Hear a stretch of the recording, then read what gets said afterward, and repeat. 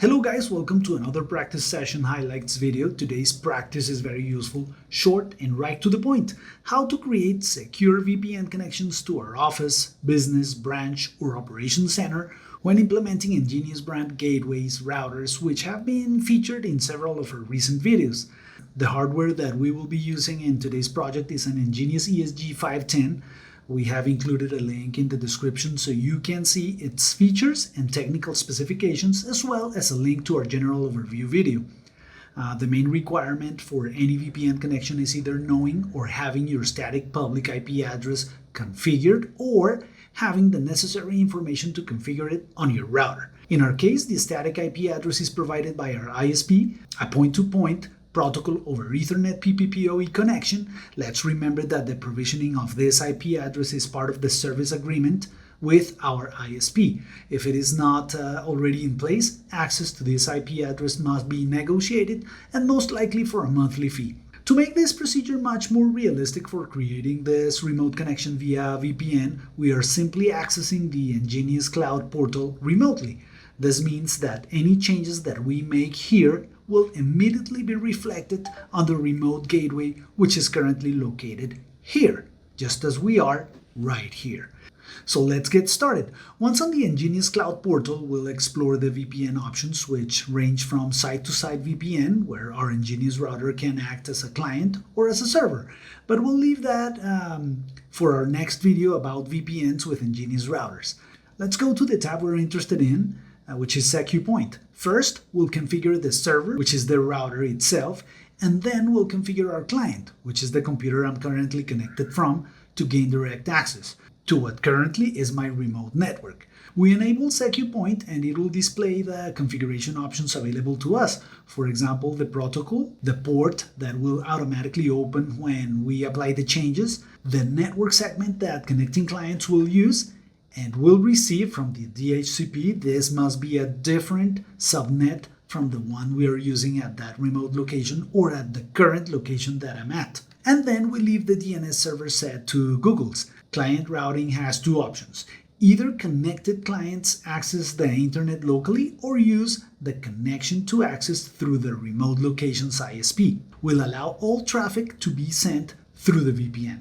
This will make clients accessing the internet here appear as if they were on the remote location. This is a question that we are constantly being asked, how to do that. Next, we will leave the authentication type as EnGenius Security Gateway VPN users. Radius option is also available, just to keep in mind.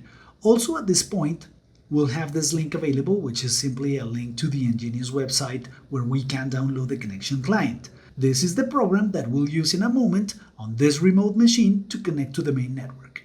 At this point, we simply finalize the server configuration by clicking the Apply button. Since we have chosen ESG VPN users, we need to go to Settings, then go to Users and select ESG VPN users, specifying the username, password, and a short description for each user. Just like that, we have configured a VPN server that will accept SecuPoint connections from anywhere in the world. By the way, 250 connections is the specified limit by the manufacturer for VPN connections to this gateway. Now let's configure this same computer as a client for that VPN server.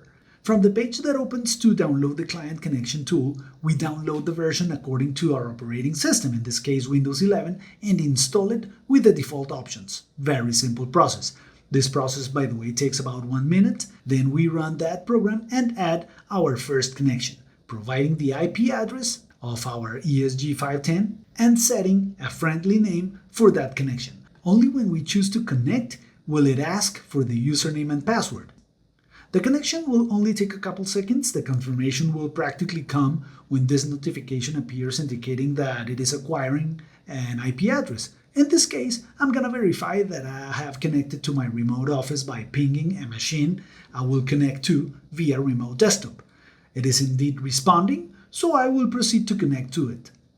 No problems at all. The quickest VPN setup you can get.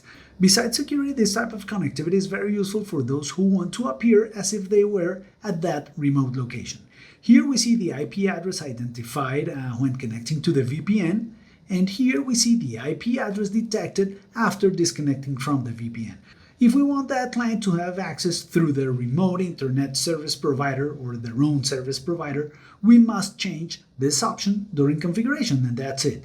Also important to note here is that you can use a dynamic DNS server. Our preferred dynamic DNS server is DynU, which also features a Windows Update client, and basic access for a few hosts is absolutely free. Okay guys, thanks for watching this super quick video of practice moments, but most importantly, we hope you find it very useful. See you next time.